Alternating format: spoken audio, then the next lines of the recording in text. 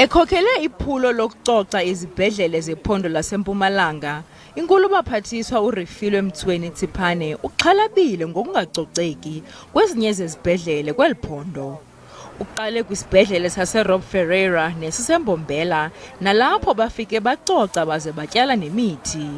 Abasebenzi besisibhedlele bathi ukungabi nabasebenzi abaliqela kunye nokunqongophala kwamayeza ziingxaki ezifuna ukunikwa ingqwalasela ngokukhawuleza. Urhulumente weliphondo uthi kuza kuthathwa amanyathelo kungekudala ngakwabo baphanzayo ukwenza umsebenzi wabo wokuqinisekisa ukuba zihlala zicocekile izibhedlele.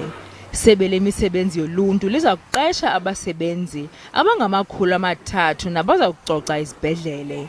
Ukanti kwangoku kusaqeshwe inkampani eza kuzisa amayeza.